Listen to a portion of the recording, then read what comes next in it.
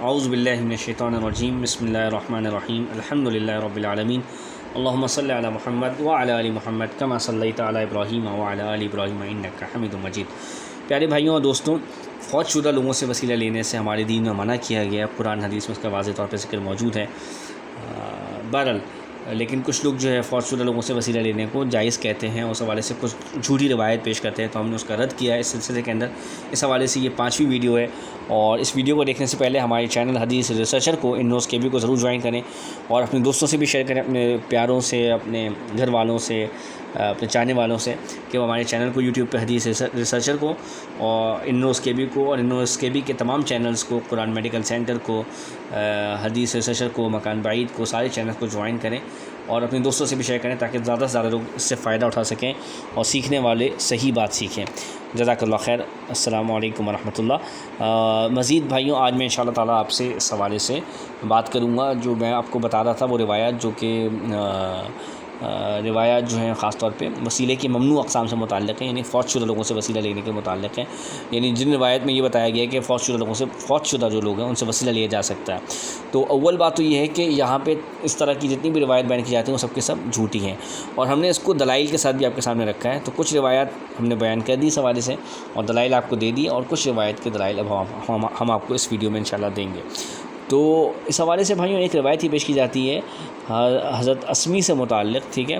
کہ ایک بدوی نے نبی صلی اللہ علیہ وسلم کی قبر کے پاس آیا اور کھڑا ہو کر کہنے لگا، اے اللہ، یہ آپ کے محبوب ہیں اور میں آپ کا بندہ ہوں، اور شیطان آپ کا دشمن ہے، اگر آپ نے مجھے معاف کر دیا تو آپ کے جو حبیب ہیں وہ راضی ہوں گے، یعنی نبی صلی اللہ علیہ وسلم، اور آپ کا بندہ کامیاب ہوگا، اور آپ کا جو دشمن ہے شیطان وہ غصے میں آ جائے گا، اور اگر آپ نے مجھے معاف نہیں کیا تو آپ کے حبیب غصے میں آئیں گے، اور آپ کا دشمن راضی ہوگا، اور آپ کا بندہ جو ہے وہ ہلاک ہوگا۔ تو اس بات سے بلند کہ تو اور اللہ تعالیٰ، اے اللہ، آپ اس بات سے بلند ہیں کہ اپنے حبیب کو غصہ دینا ہے اور اپنے دشمن کو راضی کریں اور اپنے بندے کو ہلاک کریں۔ اے اللہ، معزز عربوں کی یہ عادت ہے کہ جب ان سے کوئی سردار فوت ہو جاتا ہے تو اس کی قبر پر غلاموں کو آزاد کرتے ہیں، یہ جہانوں کے سردار ہیں، لہٰذا ان کی قبر پر مجھے آزاد کر دے۔ اسمی کہتے ہیں کہ میں نے اس بدوی سے کہا کہ اے رب، تیرے انداز سوال کی بنا پر تجھے معاف کر دیا گیا۔ یہ روایت ہے وفاء الوفاء باخبار دار المصطفیٰ للسمودی کی جو کتاب ہے، سمودی کی کتاب کے اندر موجود ہے، اور یہ روایت انتہائی جھوٹی اور بنڈل ہے، کیونکہ اسمی تک سند اس کی مذکور ہی نہیں ہے، ٹھیک ہے نا، اور بے سروپا یہ روایات لوگوں نے ذکر کی ہیں اور اس کے کوئی حقیقت نہیں ہے، ٹھیک ہے نا۔ اور بھائیوں، ایسی روایت کو آپ کیا رد کریں گے جس کی کوئی سند ہی بیان نہیں کی جا رہی؟ تو یعنی اتنا بڑا یہ جھوٹ ہے کہ اس کو جن لوگوں نے روایت کیا انہوں نے خود اس کے اوپر کوئی سند بیان نہیں کی،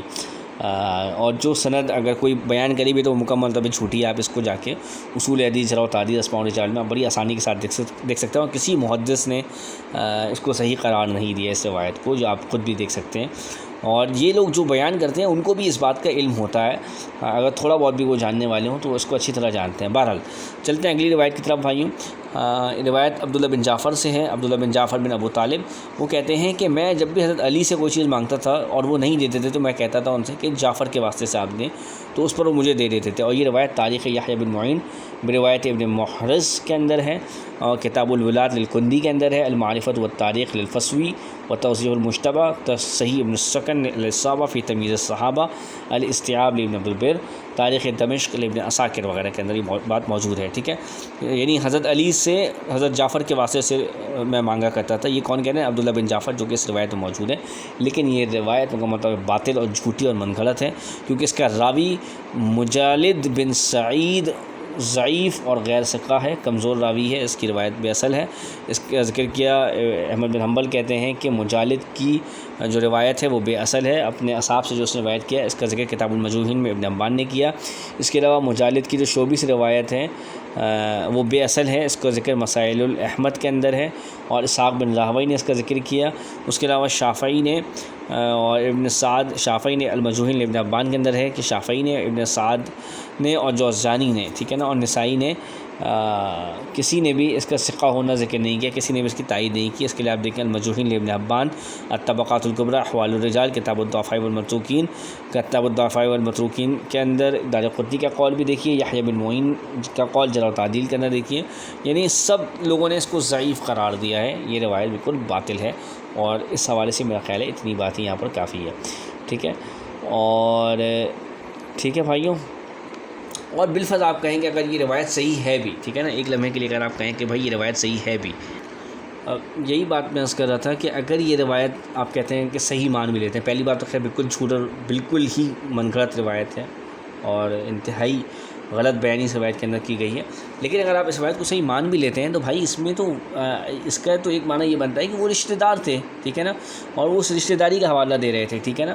تو رشتہ داری کی وجہ سے حضرت علی ان کو جو ہے وہ چیزیں دے دیا کرتے تھے جب وہ کوئی چیز ان سے مانگتے تھے، ٹھیک ہے نا، جو اس روایت کے اندر ہے، ٹھیک ہے نا، کہ جعفر کے وجہ سے مجھے دے دیں، یعنی وہ ایک آپ کے رشتہ دار ہیں، ٹھیک ہے نا. تو یہ وسیلے کی اور دعا کی تو کوئی بات اس کے اندر نہیں ہو، تو سامنے ایک بات کر رہے ہیں، ٹھیک ہے.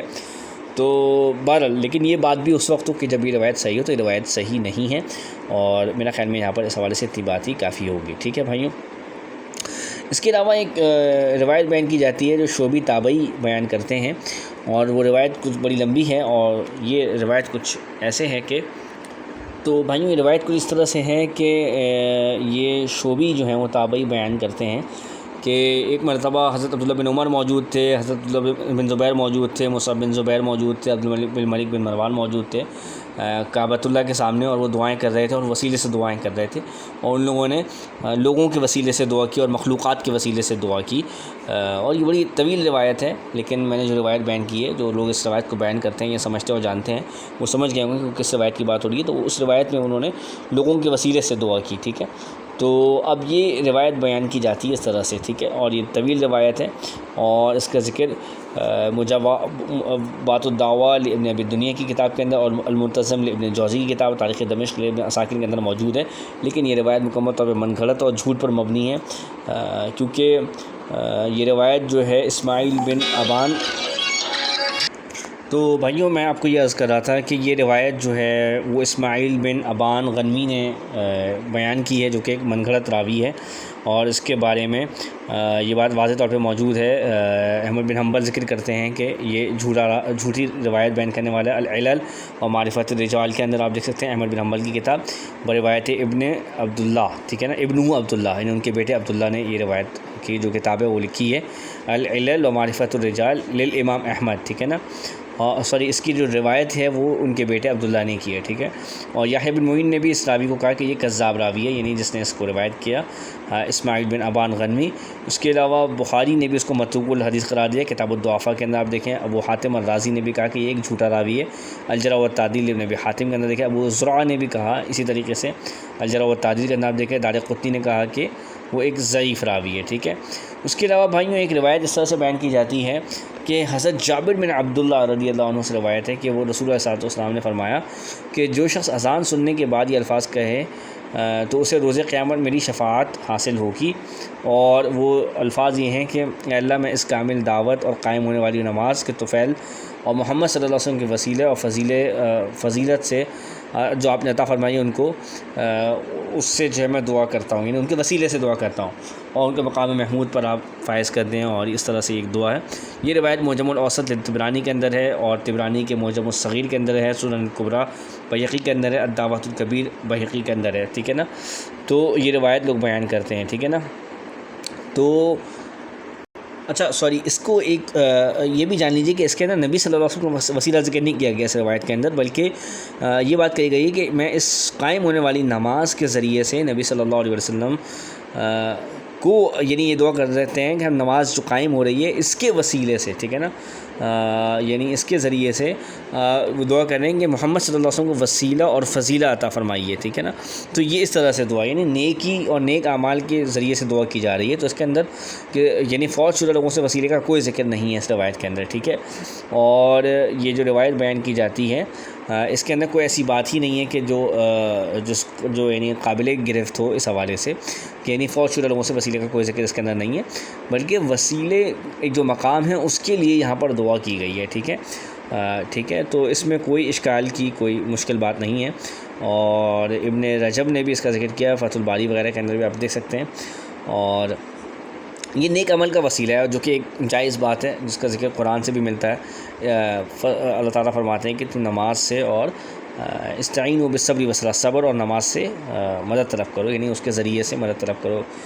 بلکہ مطلب بھی یہی ہے اس کا، استعینوا بالصبر والصلاۃ، ٹھیک ہے نا. یعنی جو یہ دونوں عبادات ہیں، نیکیاں ہیں، تو اللہ تعالیٰ کا جو قرب ہے وہ اس کے ذریعے سے، اللہ تعالیٰ کی جو مدد ہے وہ ان نیکیوں کے ذریعے سے حاصل کرو، تو یہ جائز عمل ہے. اس کے علاوہ حدیثوں کے اندر بھی اس طرح کی روایات موجود ہیں اور اس کے اندر کوئی حرج کی بات نہیں ہے. ٹھیک ہے بھائیوں، تو یعنی ہم تو فوت شدہ لوگوں سے جو وسیلہ لیا جاتا ہے اس کے بارے میں بات کریں گے. جو روایت اس حوالے سے بیان کی جاتی ہیں وہ سب کے سب بنڈل اور جھوٹی روایات ہیں. اس کے علاوہ ایک روایت ہے جو شافعی کی طرف منسوب ہے اور وہ روایت باطل ہے، کہ وہ کہتے ہیں کہ میں ابو حنیفہ سے تبرک حاصل کرتا ہوں اور ان کی قبر پر دن رات زیارت کے لیے آتا ہوں، اور جب مجھے کوئی ضرورت پیش آتی ہے تو میں 2 رکعت ادا کرتا ہوں، ان کی قبر پر جاتا ہوں اور وہاں اللہ تعالیٰ سے اپنی ضرورت کا سوال کرتا ہوں اور میری ضرورت جلدی پوری ہو جاتی ہے. اس کا ذکر تاریخ بغداد میں ہے، خطیب بغدادی نے اس روایت کا ذکر کیا ہے، لیکن یہ روایت بالکل جھوٹی اور بنڈل ہے. پہلی بات تو یہ ہے کہ شافعی اور ابو حنیفہ کے عقیدے کے اندر ہی بہت بڑا کانٹرڈکشن ہے، دونوں ایک دوسرے کے عقیدے کو صحیح نہیں سمجھتے، دونوں کے عقیدے کے اندر فرق ہے، تو یہ تو پاسبلٹی نہیں ہے. دوسری بات یہ کہ یہ روایت جس نے روایت کیا ہے راوی وہ جو ہے عمر بن اسحاق بن ابراہیم، اس کا کوئی نام و نشان تک نہیں ہے کتب رجال کے اندر، اسماء رجال کی کتابوں کے اندر. ٹھیک ہے، تو اس کی کیا بات کی جائے اس روایت کے اوپر. اس کے علاوہ یہ کہ مقالات القوثری کے اندر محمد ظاہر القوثری الحنفی نے اس کی جو روایت ہے اس کی سند کو صحیح قرار دیا ہے، لیکن جس روایت کے راوی کا حال یہ ہو کہ اس کو کتب رجال میں ذکر ہی نہ کیا جائے، اس کی سند صحیح کیسے ہو گئی، یعنی ایک مجہول راوی کی روایت کیسے صحیح ہو سکتی ہے، یہ تو اصول حدیث کو جاننے والا اچھی طرح سمجھ سکتا ہے. ٹھیک ہے بھائیوں، تو اب یہ بات ہے. اس کے علاوہ ابن تیمیہ نے اقتداء الصراط المستقیم کے اندر بھی یہ بات لکھی ہے کہ یہ ایک بالکل بنڈل روایت ہے، یہ بات آپ دیکھ سکتے ہیں. اس کے علاوہ ابن قیم وغیرہ نے بھی یہ بات لکھی ہے، یہ آپ دیکھ سکتے ہیں. ابن قیم نے یہ بات کہاں لکھی ہے، اغاثۃ اللہفان من صید الشیطان وغیرہ کے اندر، یہ آپ دیکھ سکتے ہیں. اس روایت کو انہوں نے رد کیا ہوا ہے. بہرحال تو یہ روایات بھی بنڈل ہیں، اور اس طرح سے جو روایت اس حوالے سے بیان کی جاتی ہیں وہ سب کے سب جھوٹی اور منکرات روایات ہیں. تو میں امید کروں گا انشاءاللہ سمجھنے والوں کے لیے یہاں تک اتنی بات کافی ہوگی. تو اس کو آپ خود بھی دیکھیں اور اپنے دوستوں سے بھی شیئر کریں، اپنے پیاروں سے بھی ذکر کریں، تاکہ زیادہ سے زیادہ لوگ اس سے فائدہ اٹھا سکیں. جزاک اللہ خیر. السلام علیکم ورحمۃ اللہ.